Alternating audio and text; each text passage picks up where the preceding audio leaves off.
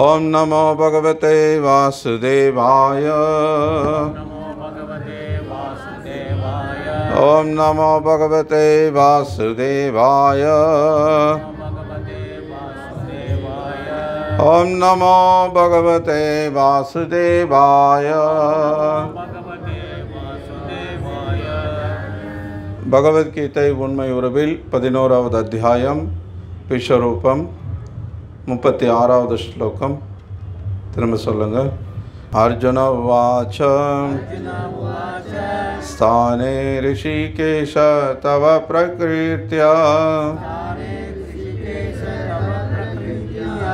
ஜகத் பிரஹ்ருஷ்யத்யனுரஜ்யதே ச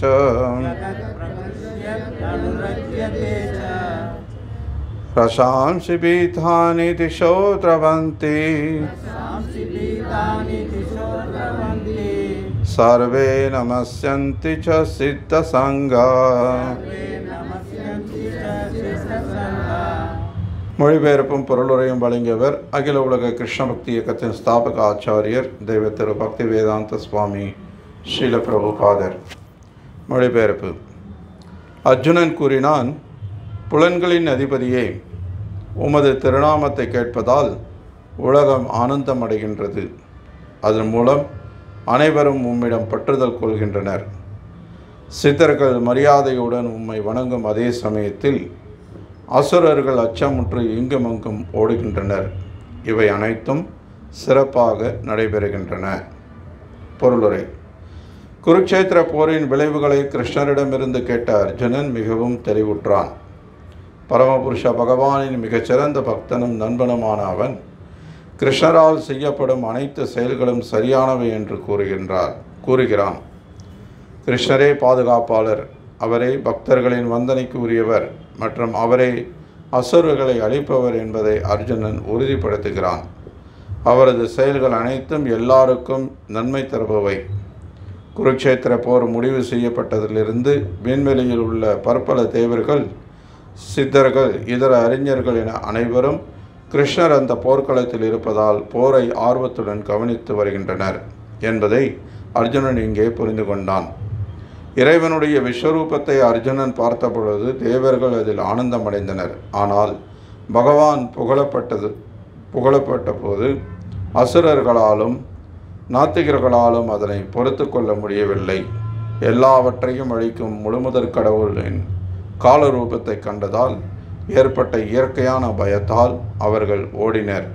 கிருஷ்ணர் பக்தர்களை மட்டுமல்லாது நாத்திகர்களை நடத்தும் முறையும் அர்ஜுனனால் புகழப்படுகின்றது. இறைவனால் செய்யப்படுபவை அனைத்தும் எல்லாருக்குமே நன்மையை தரும் என்பதை அறிந்துள்ள பக்தன் எல்லா சூழ்நிலையிலும் இறைவனை புகழ்கிறான்.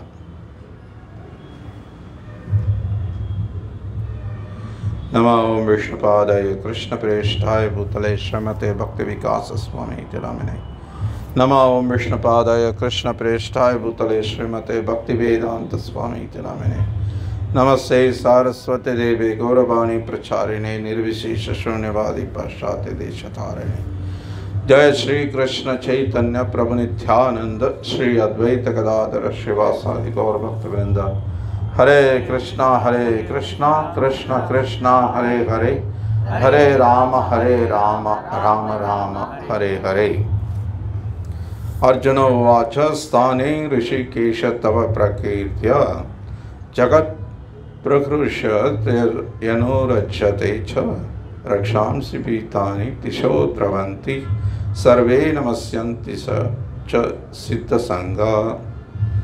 அர்ஜுனன் கூறினான், புலன்களின் அதிபதியே, உமது திருநாமத்தை கேட்பதால் உலகம் ஆனந்தமடைகின்றது. அதன் மூலம் அனைவரும் உம்மிடம் பற்றுதல் கொள்கின்றனர். சித்தர்கள் மரியாதையுடன் உம்மை வணங்கும் அதே சமயத்தில் அசுரர்கள் அச்சமுற்று இங்குமங்கும் ஓடுகின்றனர். இவை அனைத்தும் சிறப்பாக நடைபெறுகின்றன. ஹரே கிருஷ்ணா. முதல்ல எல்லாரையும் இந்த சத்சங்க நிகழ்ச்சிக்கு வரவேற்கிறோம்.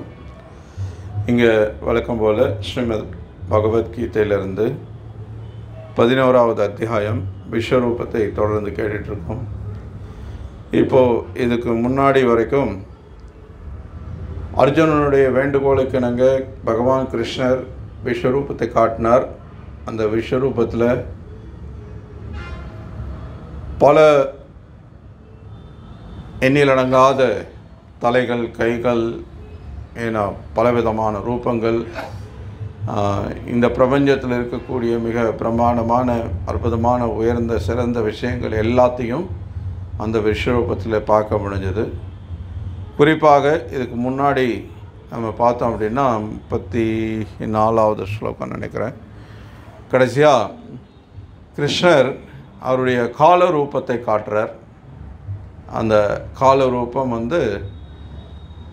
அர்ஜுனன் ஆரம்பத்தில் வியந்து பார்த்த அந்த விஸ்வரூபம் பயத்தை ஏற்படுத்தக்கூடிய விதமாக மாறியது அந்த காலரூபம் காட்டும்போது. ஸோ அர்ஜுனுடைய உணர்வில் மாற்றம் உண்டானதை நம்ம பார்த்தோம். இப்போ அந்த பயம் கலந்த அந்த உணர்வோடு தான் அர்ஜுனன் இந்த ஸ்லோகத்தை பேசுகிறான். இப்போ பகவான் இடத்துல அந்த காலரூபத்தில் குறிப்பாக பீஷ்ம, துரோண, கர்ணா போன்ற பெரிய பெரிய மகாரதர்கள் எல்லாம் அவருடைய வாய்க்குள்ளே அப்படியே போகிறாங்க. அவருடைய பற்களுக்கு இடையில் அவங்க எல்லாம் நசுக்கப்படுறாங்க அப்படின்ற அந்த வர்ணனை நம்ம கேட்டோம். அதெல்லாம் அர்ஜுனன் இப்போ கண்கூட பார்த்துட்ருக்கான். பகவான் கொடுத்த அவருடைய அந்த திவ்ய சக்தி மூலமாக, திவ்யமான கண்கள் மூலமாக இப்போது அர்ஜுனன் அதை நேரடியாக பார்த்துட்ருக்கான். பார்த்துட்டு இருந்துட்டு இப்போது இந்த ஸ்லோகங்களை அந்த பயம் கலந்த உணர்வோடவே இங்கே பேசுகிறான். ஸோ சில பிரபுபாதர் இங்கே பொருளுரையில் அழகான ஒரு கருத்தை இறுதியில் சொல்கிறார். அதாவது இறைவனால் செய்யப்படுபவை அனைத்தும் எல்லாருக்கும் நன்மை தரும் என்பதை அறிந்துள்ள பக்தன் எல்லா சூழ்நிலையிலும் இறைவனை புகழ்கிறான்.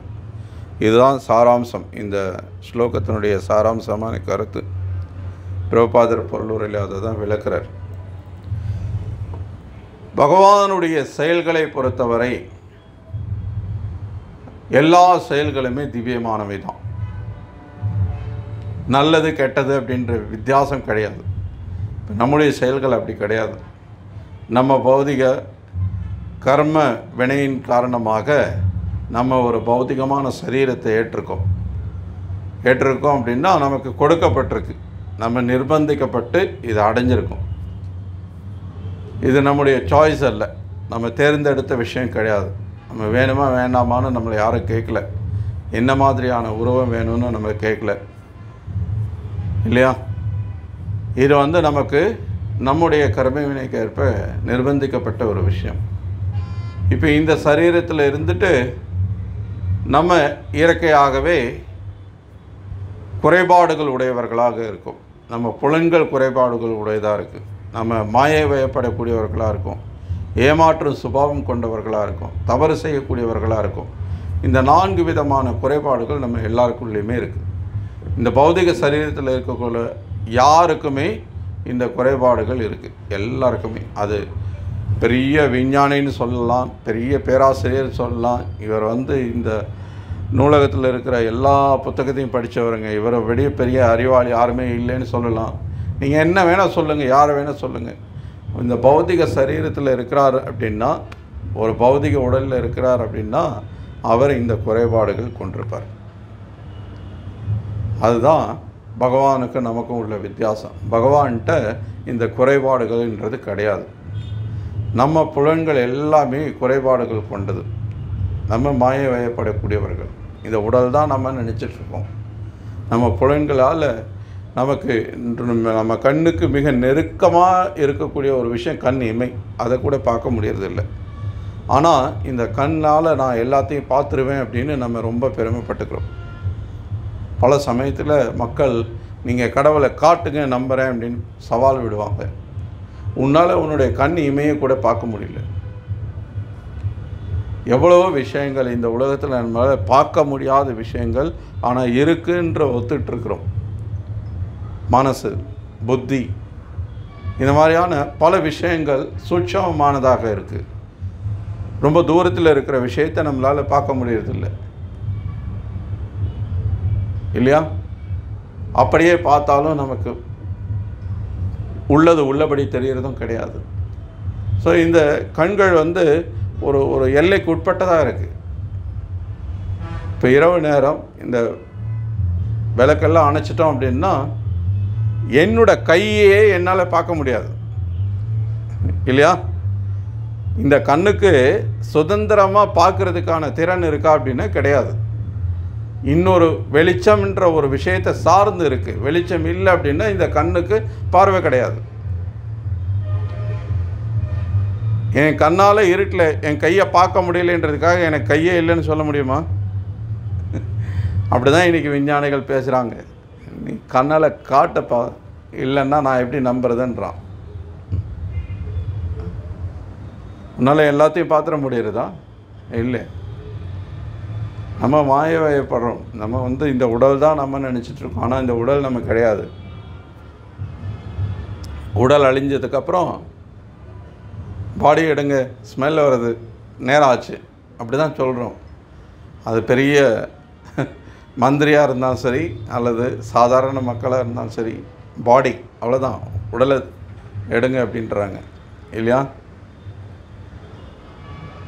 உயிர் போயிடுச்சு அப்படின்னா எவ்வளோ பெரிய பிரபலமாக இருந்தாலும் அப்போ வந்து நான் ஒரு செல்ஃபி எடுத்துக்கிட்டோமா அப்படின்னு யாரும் கேட்க போகிறது கிடையாது இல்லையா?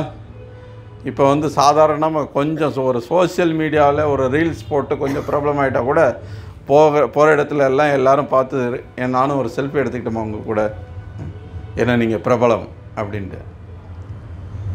உலக அழகியே வந்து இறந்து போயிட்டா கூட அவங்க உலக அழகியாச்சே அப்படின்னு சொல்லி இறந்ததுக்கப்புறம் யாரும் வந்து செல்ஃபி எடுக்க மாட்டாங்க இல்லையா? அதுதானே யதார்த்தம். அஃப்கோர்ஸ் இன்றைக்கி இருக்கிற கலியுகத்தில் வந்து எதை வேணால் நடக்கலாம். அதையும் ஒரு ரீல்ஸ் போடலாம், அதையும் ஒரு செல்ஃபி எடுக்கலாம், என்ன வேணால் பண்ணலாம். பட் பொதுவாக நார்மலாக புத்தி இருக்கிறவங்க அதை செய்ய மாட்டாங்க. ஸோ இந்த மாதிரி இந்த உடல் தான் அப்படின்னு நம்ம நினச்சிட்ருக்கிறது வந்து மாயப்பட்ட நிலை. இதை விட ஒரு பெரிய மாயை வேறு எதுவும் கிடையாது. அதனால தான் இந்த கிருஷ்ண உணர்வு அப்படின்ற ஒரு விஷயத்துக்கு வரும்போது நம்ம இந்த உடல் இல்லை அப்படின்ற அந்த ஒரு விஷயம் தெரிய வருது. நம்ம வாழ்க்கையில் நமக்கு கிடைக்கிற ஒரு பெரிய ரிலீஃப், பெரிய ஒரு நிவாரணம். நம்ம மரணம் அடைய போகிறது கிடையாது, நமக்கு வயோதிகம் கிடையாது, நம்ம வியாதி அடைய போகிறது கிடையாது. அதெல்லாம் இந்த உடலுக்கானது. நம்ம நித்தியமானவர்கள். இது ஒரு பெரிய நிவாரணம். நம்ம வந்து இந்த உலகத்திலேருந்து ஆல்ரெடி விடுதலை அடைஞ்ச மாதிரியான ஒரு உணர்வு நமக்கு வரணும் உண்மையிலே. ஆனால் நம்ம வந்து இதை வெறும் ஒரு தகவலாக மட்டுமே பெறும்போது நமக்கு அந்த உணர்வு வரமாட்டேங்குது. நம்ம வந்து இந்த உடலோடையே நம்மளை அடையாளப்படுத்தி இந்த உடல் தான் அப்படின்னு நம்ம முழுவதுமாக நம்பிட்டு இருக்கிறதுனால நம்ம அதிலிருந்து மீண்டு வர முடியறதில்லை. நமக்கு உண்மையான அறிவு கிடைச்சா கூட இந்த அறியாமையிலிருந்து அதை மீண்டு வர்றது ரொம்ப கஷ்டமாக இருக்குது. அதே மாதிரி தவறு செய்கிறோம். பெரிய பெரிய ஆள் கூட அவரை அப்படி பண்ணார் அப்படிம்பாங்க. அவர் அவ்வளோ பெரிய ஆளாச்சே, நல்ல அறிவுள்ளவராச்சே.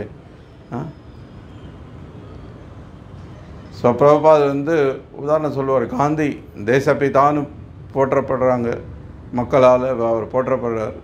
ஆனால் அவர் இறந்து போகிறதுக்கு முதல் நாள் அவருக்கு தகவல் கிடைக்குது, இந்த மாதிரி நாளைக்கு உங்களோட நிகழ்ச்சியில் வந்து உங்களை கொல்றதுக்கு திட்டமிட்டிருக்காங்க, நிகழ்ச்சிக்கு போகாதீங்கன்னு தகவல் கொடுக்கப்படுது. ஆனால் அதையும் மீறி அவர் வரார், இறந்து போகிறார், தப்பு செய்கிறார். ஏமாற்ற சுபாவம் இருக்குது. தெரியாத விஷயத்தை தெரிஞ்சதாக சொல்கிறோம்.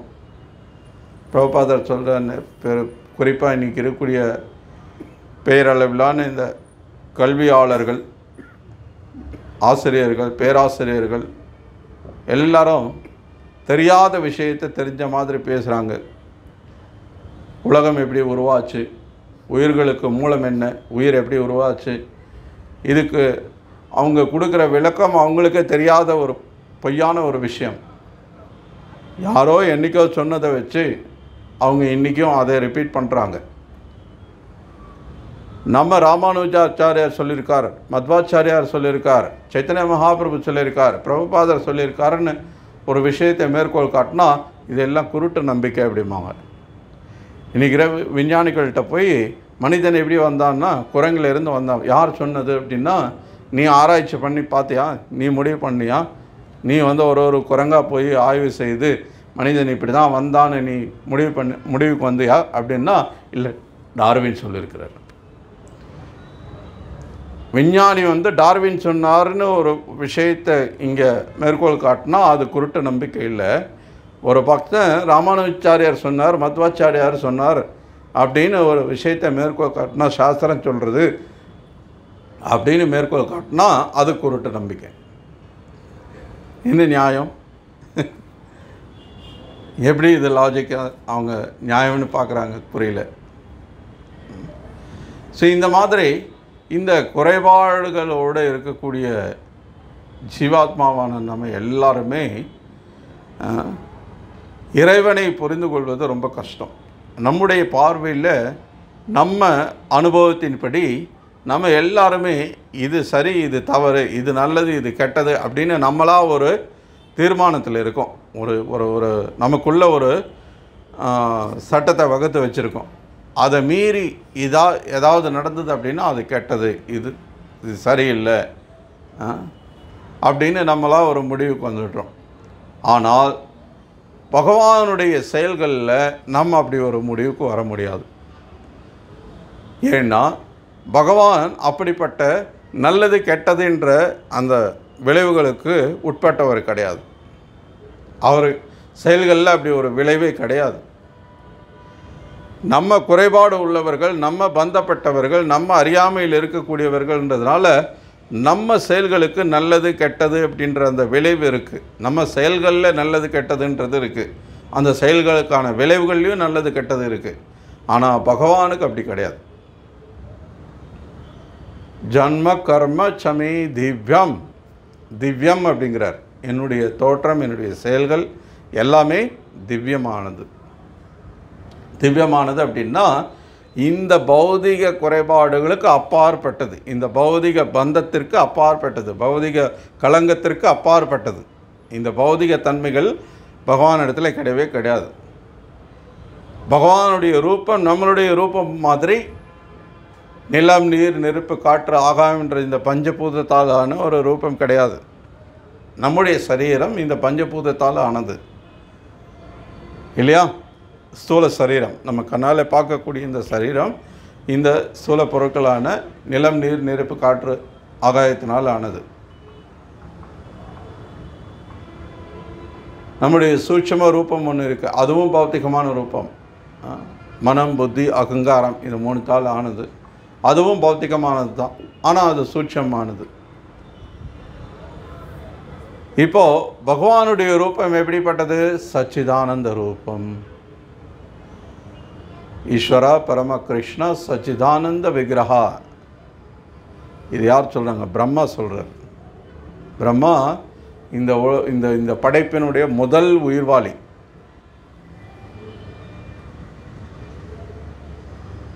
அவர் ஸ்வயம்புன்னு அவருக்கு ஒரு பேர். அவர் தானாகவே பிறந்தவர் அப்படின்னு சொல்லப்படுது சில சமயத்தில். அஃப்கோர்ஸ் அவர் கர்ப்போத கஷாய் விஷ்ணுவுடைய நாபியிலிருந்து வரக்கூடிய அந்த தாமரையிலிருந்து பிறந்தவர். இப்போது அந்த பிரம்மா தன்னுடைய கண்களால் அவர் பார்க்குறார். பகவானுடைய கருணையால் வைகுண்ட லோகத்தை அவர் மொத்தத்தையும் பார்க்குறார். பார்த்துட்டு அங்கே இருக்கக்கூடிய அந்த காட்சிகளை அப்படியே வர்ணிக்கிறார். அதுதான் பிரம்ம சம்ஹிதா. அந்த பிரம்ம சம்ஹிதாவினுடைய முதல் ஸ்லோகமே அதுதான். ஈஸ்வரா பரம கிருஷ்ணா சச்சிதானந்த விக்கிரக அநாதிர் ஆதிர் கோவிந்த சர்வ காரண காரணம் சத் சித் ஆனந்த விக்கிரக. விக்கிரக அப்படின்னா ரூபம். அவருடைய ரூபம் எப்படிப்பட்டது? சத் சித் ஆனந்த. சத் அப்படின்னா நிரந்தரம், நித்தியமானது. சித் அப்படின்னா உணர்வுபூர்வமான, அறிவுபூர்வமானது. அறியாமைன்றது அங்கே கிடையாது. ஆனந்தமயமானது. இப்போ இந்த சரீரத்தை நீங்கள் ஒப்பிட்டு பாருங்கள், அதுக்கு நேர் மாறானதாக இருக்குங்க. இங்கே அசத், நிலையானது கிடையாது, தற்காலிகமானது இல்லையா? நிலையானதா இது? இல்லை, இது அழியக்கூடியது. அச்சித், அறியாமை நிரம்பியது. நம்ம பிரசாதம் சாப்பிடும்போது என்ன சொல்கிறோம்? பக்தி வினோத் தாக்கூர் என்ன சொல்கிறார்? சரீரா அவித்யா ஜா, அவித்யாவால் நிரம்பிய ஒரு பை இது இந்த உடல். சரீரா அவித்யா ஜா நம்ம சொல்லும்போது சிரிச்சுக்கிட்டே, ஏன்னா பிரசாதன்றதுனால. ஆனால் சொல்கிறது என்ன? இந்த உடல் அறியாமையால் நிரம்பி இருக்கு அப்படின்னு அதை சிரிச்சுக்கிட்டு சந்தோஷமாக சொல்கிறோம்.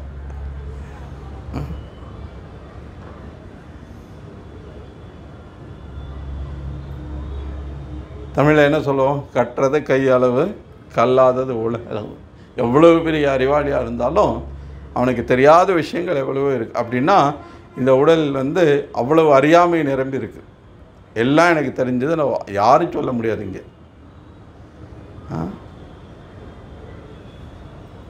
அப்போது இது நிரந்தரமானது கிடையாது, அறிவுபூர்வமானதும் கிடையாது, ஆனந்தமயமானதா அதுவும் கிடையாது. அதுக்கு மாறாக துன்பகரமானது.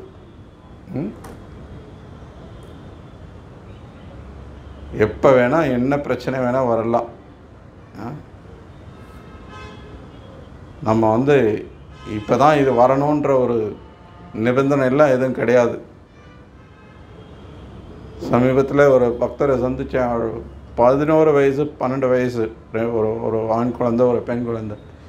2 குழந்தைங்களுக்கும் சுகர் இருக்குது, டயபெட்டிக். 11 வயசு 12 வயசு குழந்தைங்களுக்கு சக்கரை வியாதி இருக்குது. என்ன சொல்கிறது? புற்றுநோய் அப்படின்றது என்னோடய சின்ன வயசுலலாம் என்னமோ ரொம்ப ஒரு பெரிய ஒரு ஒரு ஒரு அசுரத்தனமான ஒரு கொடிய ஒரு விஷயமா எங்கேயோ யாருக்கோ ஒருத்தருக்கு எங்கேயாவது ஒருத்தருக்கு இருக்கிறத நம்ம கேள்விப்படுவோம். அது ஒரு முழுக்க பேசுவாங்க கிராமத்துலலாம். அவங்களுக்கு புற்றுநோய் இருக்காமே, எங்கேயோ ஒரு 10 கிராமம் தாண்டி ஒருத்தருக்கு வந்திருக்கோம். அங்கே அவரை பற்றி இங்கே இருக்கிறவங்க எல்லாரும் பேசிகிட்டு இருப்பாங்க.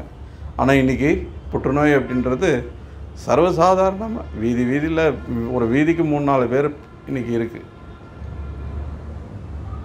அவ்வளவு இன்றைக்கி அதிகமாகிட்டுருக்கு. இவ்வளவு பிரச்சனைகள் இருக்கும்போது எப்படி இந்த உடல் ஆனந்தமயமானதுன்னு சொல்ல முடியும்? துன்பத்துக்கு அளவே கிடையாது, அவ்வளவு துன்பங்கள் இருக்குது. அப்போது இது சச்சிதானந்த ரூபம் அல்ல. ஆனால் பகவானுடைய ரூபம் அப்படி கிடையாது. அவருடைய ரூபம் சச்சிதானந்த விக்கிரகா. ஸோ அதனால் பகவானுடைய செயல்கள் சில சமயத்தில் நம்முடைய பார்வையில் ஒன்று சரி, ஒன்று தவறு, ஒன்று நல்லது, ஒன்று கெட்டது அப்படின்ற மாதிரி தெரிஞ்சால் கூட பகவானுடைய செயல்கள் அப்படி எதுவுமே கிடையாது. எல்லாமே நல்லது மட்டும்தான், எல்லாமே சரி மட்டும்தான். ஏன்னா பார்க்குற நம்ம பார்வையில் தான் குறை இருக்குது. நம்ம பார்வையில் தான் நம்ம ஒரு விஷயத்தை சரிவர பார்க்க முடியலையே தவிர பகவானுடைய செயல்களில் அப்படி கிடையாது.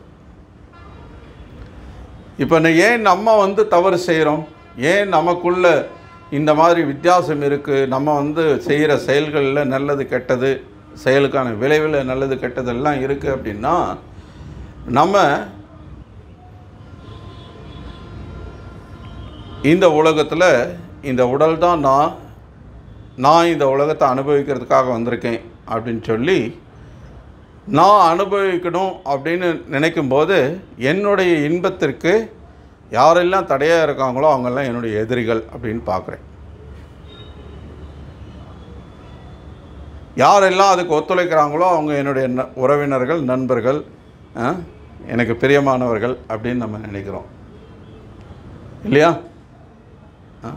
அது நெருங்கிய இரத்த பந்தமாக இருந்தால் கூட நம்முடைய இன்பத்துக்கு தடையாக இருக்காங்க அப்படின்னா அவங்க எதிரி ஆகிடுறாங்க. அதனால தான் நம்ம பார்க்குறோம், அண்ணன் தம்பிக்குள்ளே சண்டை ஒருத்தர் வெட்டிக்கிறாங்க. ஒரு தாய் தன்னுடைய மகனையே கொல்றதை பார்க்குறோம், அல்லது ஒரு தந்தை மகனை கொல்றது, மகன் அப்பாவை கொல்றது.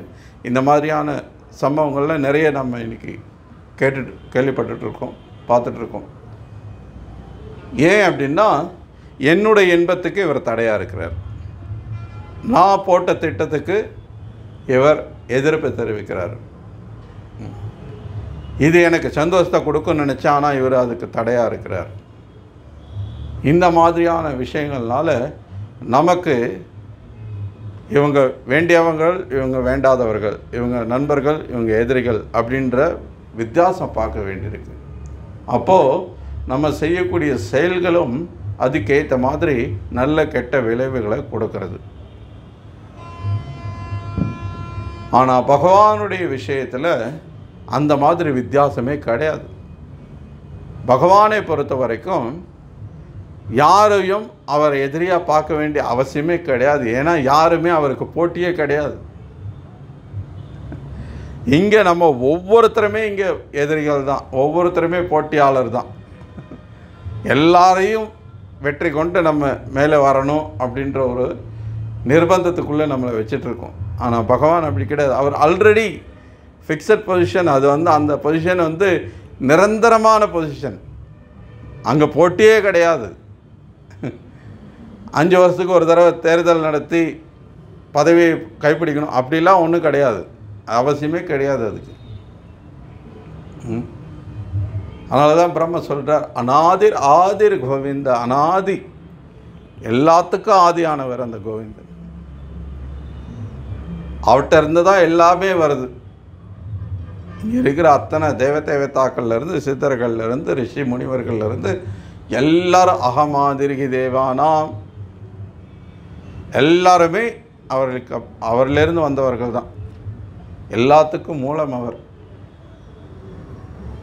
அப்படி இருக்கும்போது அவருடைய நிலைக்கு போட்டியே கிடையாது. எல்லாத்துக்கும் மூலமானவர், எல்லா காரணத்துக்கும் காரணமானவர், சர்வ காரணம். அப்போது அவர் எல்லாராலையும் வழிபடப்பட வேண்டியவர். அவர் என்ன செயல் செய்தாலும் அது எல்லாருடைய நன்மைக்காக மட்டுமே இருக்குது. யார் ஒருத்தர்கிட்ட இந்த மாதிரி குறைபாடுகள் இல்லையோ, எந்த பௌதிக பந்தம் கிடையாதோ, பௌதிக களங்கம் கிடையாதோ, யார் ஒருத்தர் இந்த பௌதிக உலகத்துக்கு அப்பாற்பட்ட நிலையில் இருக்காரோ, சச்சிதானந்த ரூபத்தில் இருக்காரோ, யாருக்கு எல்லாமே சொந்தமானதாக இருக்கோ, அவர் யார் மேலேயும் பொறாமப்பட வேண்டியதில்லை, யாரையும் எதிரிகளாக பார்க்க வேண்டியதில்லை, யாரையும் வேண்டியவர்கள் வேண்டாதவர்கள்னு ஒதுக்க வேண்டியது கிடையாது. அதுக்கு அவசியம் இருக்கா என்ன? நம்முடைய பார்வையிலேருந்து அப்படி யோசிக்கிறது கஷ்டம். ஏன்னா நமக்கு நம்முடைய பார்வை ரொம்ப ஒரு லிமிட்டடாக இருக்குது, ஒரு சின்ன பெட்டிக்குள்ளே நம்மளை அழைக்க வச்சுருக்கோம். ஆனால் உண்மையிலேயே நீங்கள் எல்லாத்துக்கும் மேலிருந்து பாருங்கள், அப்போது நமக்கு புரியும்.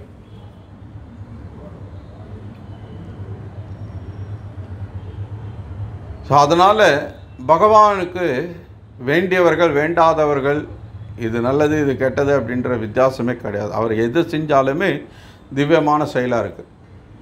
எதுக்கு இந்த உலகத்தில் அவதரிக்கிறார்? பகவத்கீதையிலேயே சொல்கிறார், 4வது அத்தியாயத்தில் படித்தோம். பரித்ராணாய சாதுனாம் விநாசாய சதுஷ்கிருதாம் தர்ம சம்ஸ்தாபனார்த்தாய சம்பவாமி யுகை யுகைங்கிறார். இதில் பார்த்திங்கன்னா 2 முக்கியமான செயல்களாக சொல்லப்படுறது. அதில் ஆச்சாரியர்கள் என்ன சொல்கிறாங்கன்னா, உண்மையிலேயே பகவான் வர்றது ஒரு காரியத்துக்காக தான், பரித்ராணாய சாதுனாம், அதுக்கு தான். அப்போ விநாசாய சதுஷ்கிருதம், துஷ்டர்களை அழிக்கிறேன்றாரு. அது அவர் ஒரு வேலை செய்யும்போது அப்படியே சைடு எஃபெக்ட் மாதிரி. ஏன்னா அது ஒரு பொருட்படுத்தாத ஒரு செயலாக. ஏன்னா அது அவர் விரும்பி அதுக்காக திட்டமிட்டு அவர் வரல.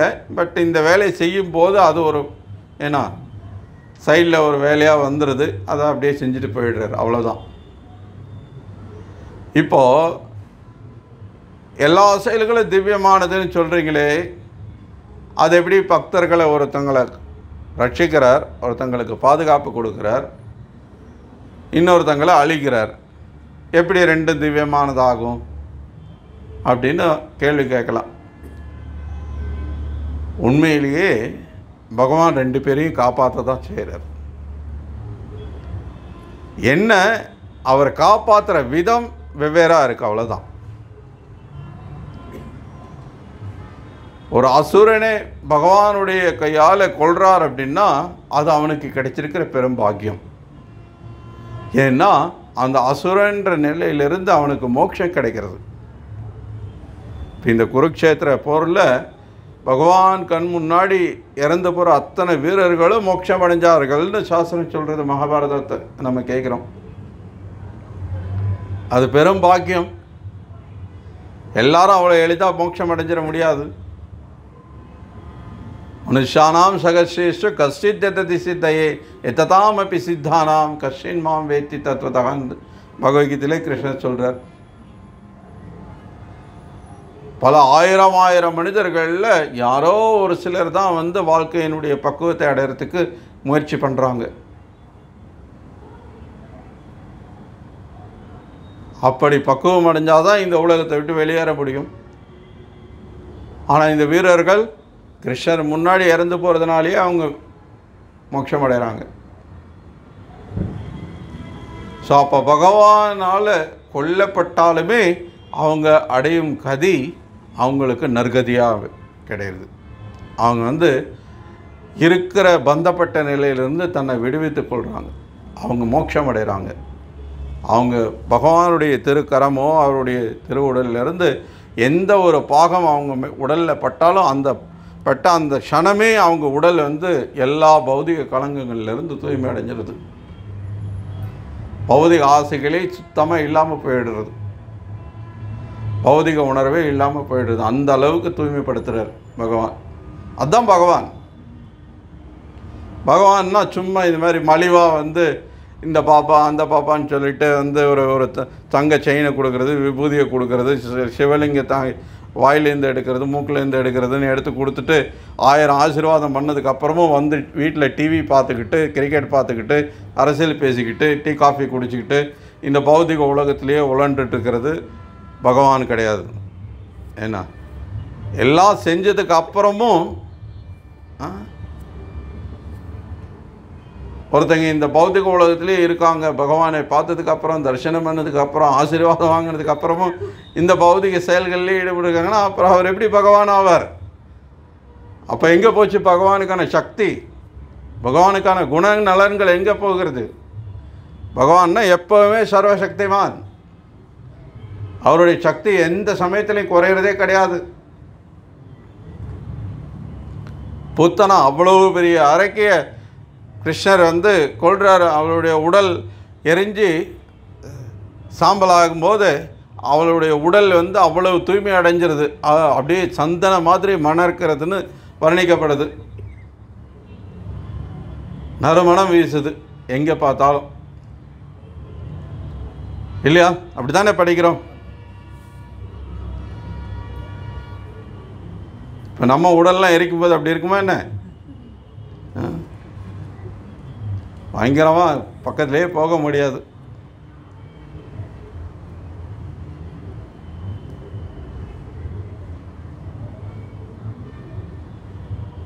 உடலில் எரிய வேணாம், சும்மா எப்பாவது பக்கத்தில் கொஞ்சம் நின்று நம்ம முடி கருகிச்சுனாவே போதும், எவ்வளோ நாற்றம் வருது.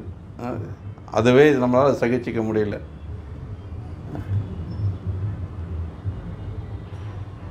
ஆனால் பகவான் அப்படின்னா அவர் பார்வைப்பட்ட மாத்திரத்திலே அவங்க தூய்மை அடைஞ்சிருவாங்க.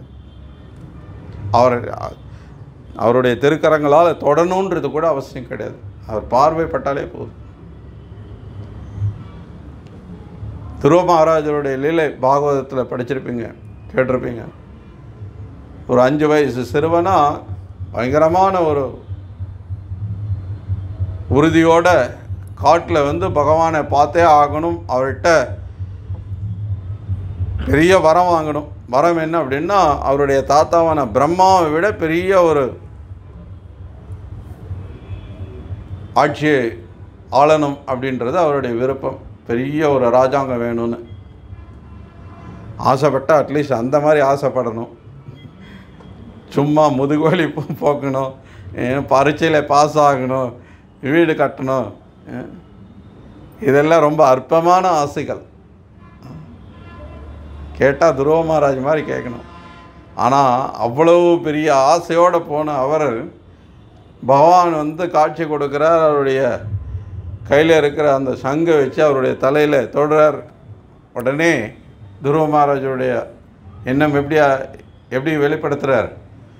உடைந்து போன கண்ணாடி துகள்களுக்காக நான் ஆசைப்பட்டுட்டேன் அப்படிங்கிறார். எதை அப்படி சொல்கிறார்? பிரம்மாவோட பெரிய ஒரு ராஜ்யத்தை அடையிறது உடைஞ்சு போன கண்ணாடி துண்டுக்கு சமங்கிறார். உடைஞ்சு போன கண்ணாடி துண்டு, இப்போ விபத்து நடந்து போச்சுன்னா சாலையில் அந்த கண்ணாடி துகள்கள்லாம் இருக்குது. யாராவது வந்து ஐயோ இவ்வளோ கிடக்குதே அப்படின்னு சொல்லி அள்ளிட்டு போகிறாங்களா? கிடையாது. யாரும் அதை கொஞ்சம் கூட சீன்றதே கிடையாது. ஏன்னா அதுக்கு மதிப்பு கிடையாது. அர்த்தமில்லாத விஷயம் அது. அந்த மாதிரி சொல்கிறார். உடைந்து போன கண்ணாடி துகள்களுக்காக நான் ஆசைப்பட்டுட்டேன். ஆனால் என் முன்னாடி வைரம், மதிப்பில்லாத, மதிப்பிட முடியாத ஒரு பெரிய வைரமே இருக்குது. அந்த மாதிரி பகவான் அப்படின்னா எல்லாத்தையும் தூய்மைப்படுத்தக்கூடியவர். பகவான் ஏங்க பகவானுடைய நாமம் போதுங்கிறார் பிரபுபாதர். இங்கே ஸ்லோகத்தில் பாருங்கள் என்ன சொல்லப்பட்டிருக்கு?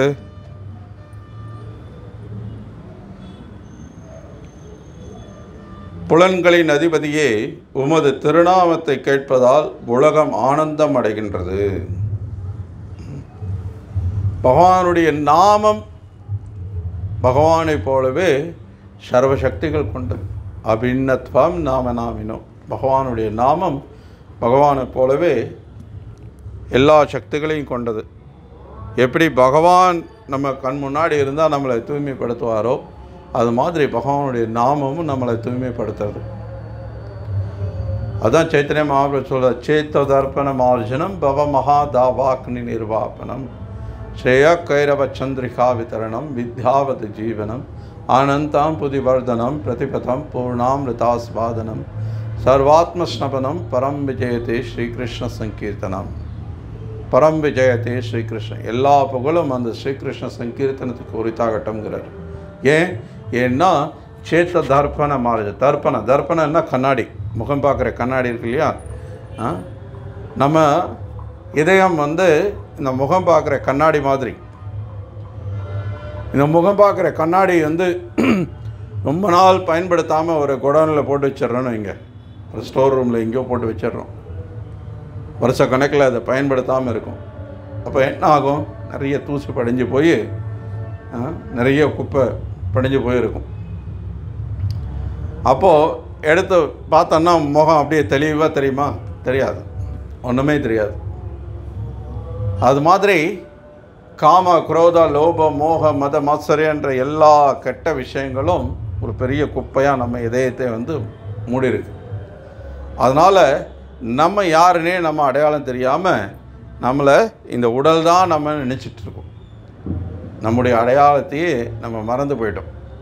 நம்ம அடையாளம் என்னன்னே தெரியாமல் போயிடுச்சு. ஏன்னா அந்த அளவுக்கு மறைச்சிருக்கு. இப்போ இந்த இதயத்தை தூய்மைப்படுத்தணும் அப்படின்னா ஹரே கிருஷ்ணா கிருஷ்ணா கிருஷ்ணா ஹரே ஹரே, ஹரே ராம ராம ராம ஹரே ஹரே அப்படின்னு பகவான் நாமத்தை வந்து எவ்வளவு நம்ம சொல்கிறோமோ அவ்வளவு அதிகமாக சொல்கிற வரைக்கும் இந்த நாமம் நம்ம இதயத்தை கொஞ்சம் கொஞ்சமாக ஒரு துணியை வச்சு எப்படி அந்த கண்ணாடியை நம்ம துடைக்கிறோமோ அது மாதிரி அந்த இதயத்தை துடைக்கிறது. கண்ணாடி துடைக்க என்ன ஆகுது? அந்த தூசு விலக கொஞ்சம் கொஞ்சமாக முகம் தெளிய வருது. கண்ணாடி எப்போ நல்லா சுத்தமாக ஆகிடுதோ அப்போது அப்படியே முகம் பிரதிபலிக்கிறது. நம்முடைய உண்மையான அடையாளம், நம்ம யார், எப்படி இருக்கோம், என்ன நேரத்தில் இருக்கோம், என்ன மாதிரியான தோற்றம் நம்முடைய எல்லாம் தெரியும். ஸோ நம்ம இதயம் தூய்மை அடைஞ்சிருச்சதுக்கப்புறம் நான் இந்த உடல் கிடையாது, ஆத்மா பகவானுடைய அம்சம். மமேவ அம்சோ ஜீவலோகே. பகவான் சொல்கிறார், நான் பகவானுடைய நித்தியமான அம்சம். ஜீவரே சுரபஹை கிருஷ்ணரே நித்தியதாஸ். நான் கிருஷ்ணருடைய நித்தியமான தாசன். தாசபூத ஹரே ரேவ நன்ய சேவ கதாசன. நான் வேற யாருக்கும் சேவை செய்யக்கூடியவன் கிடையாது. ஹரே ரேவா ஹரி, பகவான் கிருஷ்ணருக்கு மட்டுமே சேவை செய்யக்கூடியவன். நம்முடைய அடையாளம் மிக தெளிவாக தெரியும். எப்போ நம்முடைய அடையாளம் நமக்கு மிக தெளிவாக தெரியுதோ அப்போது நம்முடைய செயல்கள் திவ்யமானதாக இருக்குது. தன்னை உணர்ந்ததுக்கப்புறம், பகவானை உணர்ந்ததுக்கப்புறம் பகவானுடைய சேவையில் ஈடுபடும்போது நம்ம செயல்களும் திவ்யமானதாக இருக்கும். அது வரைக்கும், நம்ம தூய்மை அடையாத வரைக்கும் நம்ம குறைபாடுகள் உள்ளவர்கள். நம்முடைய பார்வைக்கு தான் பகவானுடைய செயல்களில் நல்லது கெட்டது சரி தவறுன்றது மாதிரி தெரியுமே ஒழிய, ராமானுஜாச்சாரியார், மத்வாச்சாரியார் போன்ற தூய வைஷ்ணவர்களுடைய பார்வையில் கிருஷ்ணருடைய செயல்களில் முரண்பாடே தெரியாது. கிருஷ்ணர் கோபியர்கள் கூட நடுராத்திரியில் நடனமாடுறார். அதில் பல கோபியர்கள் திருமணமானவங்களாக இருக்காங்க. பல கோபியர்கள் கணவன்மார்களை விட்டு போகிறாங்க, குழந்தைகளை விட்டுட்டு போகிறாங்க, வீட்டு கடமைகளை விட்டுட்டு போகிறாங்க. ஆனால் அது மிக உயர்ந்த தர்மமாக சொல்லப்படுது. ஏன்னா எல்லா ஜீவன்களும் கிருஷ்ணருக்கு இன்பத்தை கொடுக்கறதுக்காக இருக்காங்க. அவங்க கடமையை பூரணமாக செய்கிறாங்க. அதில் தவறே கிடையாது. கிருஷ்ணர் உன்னத அனுபவிப்பாளர். அவர் எல்லா இன்பத்தின் இருப்பிடம். ரசா வயசகா ரசம்ஹி ஏவாயாம் லப்த்வானந்தி பவதி. தைத்திரிய உபனிஷத் சொல்கிறது, பகவான் இன்பமயமானவர், அவர் எல்லா இன்பத்தின் இருப்பிடம்ன்ற விஷயத்தை யார் ஒருத்தர் தெரிஞ்சுக்கிறாங்களோ அவங்க ஆனந்தமயமானவராகிறாங்க அப்படிங்கிறார். அப்படிப்பட்ட உன்னதமான நிலை பகவானுடைய நிலை. கிருஷ்ணர் திருடுறார், கிருஷ்ணர் பொய் பேசுகிறார், சொன்ன வாக்கை மீறுறார், இந்த மாதிரி 1000 குற்றச்சாட்டு வைக்கட்டும் யார் வேணாம். அது அவங்களுடைய பார்வையில் தானே அப்படி ஒழிய உண்மையிலேயே பகவான் திருடுறது கிடையாது. திருடுறதுக்கு என்னங்க இருக்குது அவருக்கு? எல்லாமே அவருக்கு சொந்தமானது. ஈசாவாஸ்யம் இதம் சர்வம். ஏதோ அவருக்கு சொந்தம் இல்லை. அந்த வெண்ணெயை எப்படி வந்தது? அந்த வெண்ணெய் வர்றதுக்கு காரணமாக இருக்கிற பசு யார் படைச்சது?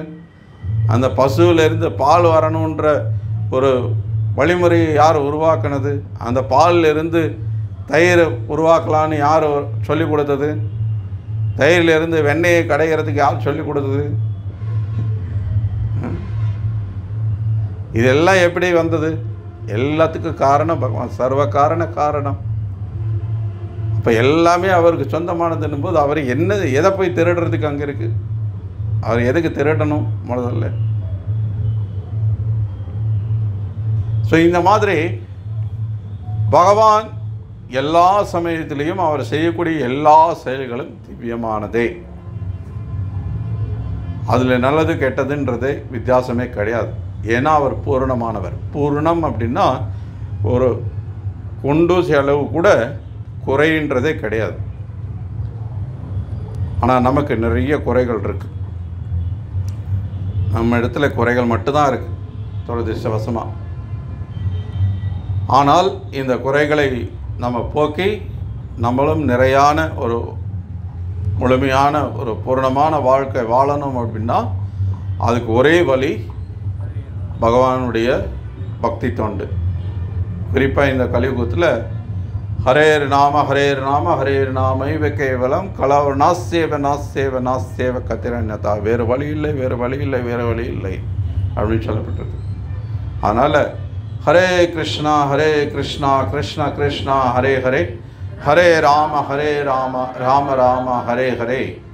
இந்த திருநாமத்தை எவ்வளவு முடியுமோ அவ்வளோ சொல்லி நம்ம இதயத்தை தூய்மைப்படுத்திட்டு பகவானுடைய செயல்களில் எப்படி நல்லது கெட்டது இல்லை அப்படின்றத நம்ம புரிஞ்சிக்க முயற்சிக்கணும். இல்லை இந்த பௌதிக உணர்விலேயே இருந்துக்கிட்டு பௌதிக பார்வையிலேயே பகவான் செய்யக்கூடிய செயல்களை விமர்சனம் பண்ணிகிட்டு இருந்தோம் அப்படின்னா நம்ம வாழ்க்கை வீணாக போயிடும். அவ்வளோதான். ராமர் வாலியை மறைஞ்சிருந்து கொன்னார், அது சரியா தவறான பட்டிமன்றம் போட்டு நீங்கள் வருஷக்கணக்கில் பேசிகிட்டு இருக்கலாம். ஆனால் என்ன பிரயோஜனம்? அதனால் யாருக்கு எந்த லாபமும் கிடையாது. உங்கள் காலத்தை விரயம் பண்ண போகிறீங்க.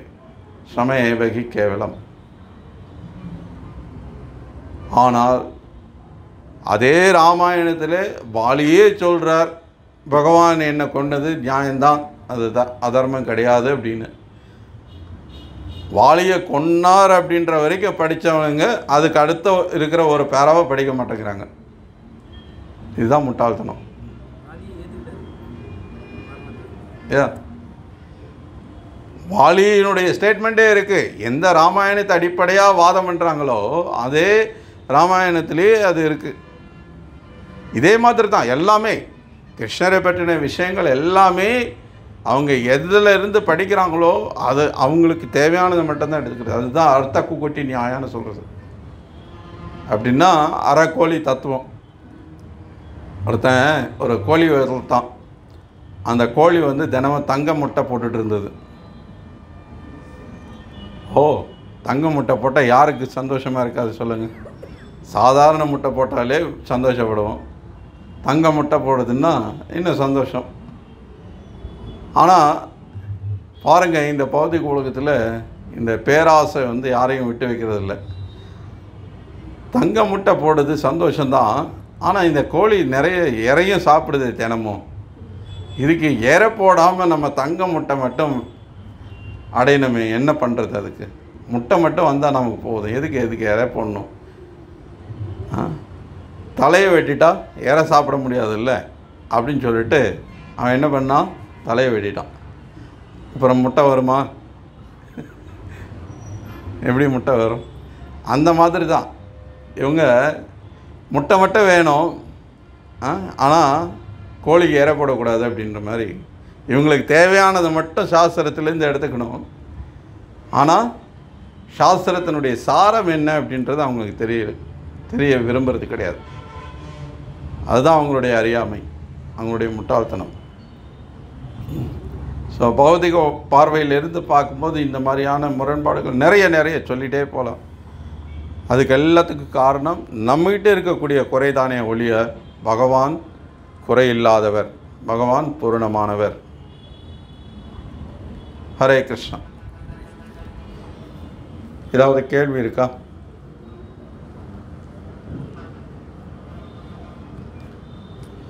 பகவத்கீதை உண்மை உறவில் கி ஜாய். ஸ்ரீல பிரபுபாத கி ஜாய்.